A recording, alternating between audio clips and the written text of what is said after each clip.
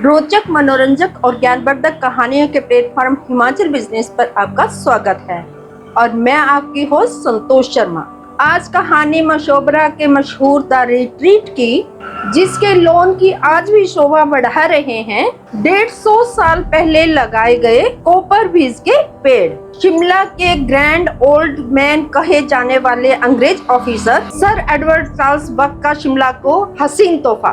शिमला की हरी भरी वादियों और शांत वातावरण में स्थित द रिट्रीट भवन आज राष्ट्रपति निवास मशोबरा के रूप में जाना जाता है। इस ऐतिहासिक भवन का गहरा संबंध सर एडवर्ड चार्ल्स बक से है, जिन्हें भारतीय कृषि के ग्रैंड ओल्ड मैन के रूप में जाना जाता है। 1881 में सर एडवर्ड चार्ल्स बक ने द रिट्रीट का पट्टा लिया और इसे 2 मंजिला भवन के रूप में पुनर्निर्मित किया। उन्होंने हाटू और नारकंडा के जंगलों से लाए गए मेपल, सिल्वर फर और हेजलनट के पेड़ों से इस क्षेत्र को समृद्ध किया। उन्होंने इंग्लैंड से लाए गए 2 कॉपर बीज के पेड़ भी लॉन में लगाए। एडवर्ड बक ने द रिट्रीट को सरकारी बैठकों के लिए एक उपयुक्त स्थान बनाया। उन्होंने लिखा कि मशोबरा के जंगलों के सुप्त वातावरण में लोग शिमला की व्यस्तता की तुलना में अधिक शांत और अच्छे मूड में होते हैं। द रिट्रीट उनकी दृष्टि और समर्पण का प्रतीक है, जो आज भी राष्ट्रपति निवास के रूप में उनकी विरासत को जीवित रखे हुए है। Grand old man of Indian agriculture 1838 में पैदा हुए बक ने कैम्ब्रिज के क्लेयर कॉलेज से 1862 में लॉ की डिग्री ली। 1886 में उन्हें डॉक्टर ऑफ लॉ की डिग्री से सम्मानित किया गया।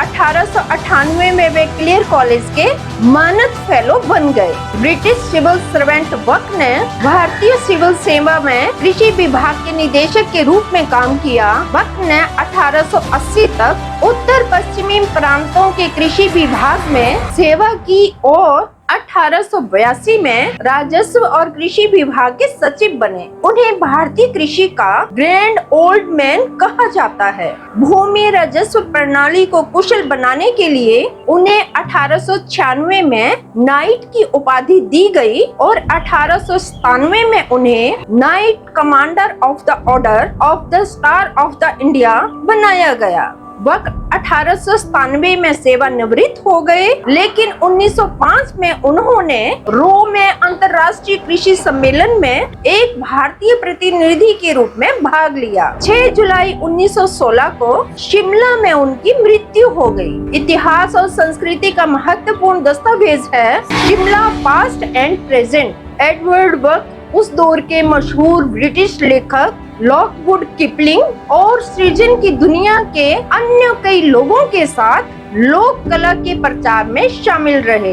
एक लेखक के तौर पर बक ने अपनी खास पहचान बनाई। उनकी लिखी हुई पुस्तक Shimla past and present Shimla के इतिहास और संस्कृति का एक महत्वपूर्ण दस्तावेज है। तथ्यों के दस्तावेजीकरण के लिए उन्होंने फोटोग्राफी पर भी हाथ आजमाया। शिकार करना एडवर्ड बक का बड़ा शौक था। वे शिकार करने के लिए एक लोकल शिकारी के साथ भोर होने से पहले ही जंगल में घुस जाया करते थे। हिमालय में उनके शिकार के किस्से आज भी चटकारे लगाकर सुनाए जाते हैं। द रिट्रीट बन गया भारत के राष्ट्रपति का आधिकारिक निवास। 1896 में कोटी रियासत के राजा ने अपने पूर्व अधिकार का प्रयोग करते हुए द रिट्रीट को फिर से हासिल कर लिया और बाद में उसे स्थायी पट्टे पर सरकार को सौंप दिया।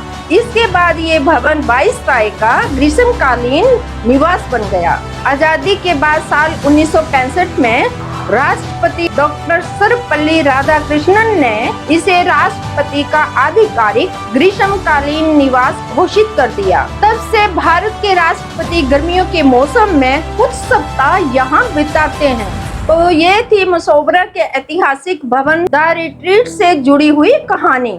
आपको ये कहानी कैसी लगी, अपनी प्रतिक्रिया जरूर दें। अगर आप इस वीडियो को YouTube पर देख रहे हैं तो हमारे चैनल को सब्सक्राइब करना ना भूलें। अगर आप इस वीडियो को Facebook पर देख रहे हैं तो हमारे पेज को लाइक करें, फॉलो करें। आप हमें Instagram और Twitter पर भी फॉलो कर सकते हैं। ऐसी ही रोचक, मनोरंजक और ज्ञानवर्धक कहानियों के लिए जुड़े रहे हिमाचल बिजनेस के साथ। बहुत बहुत धन्यवाद।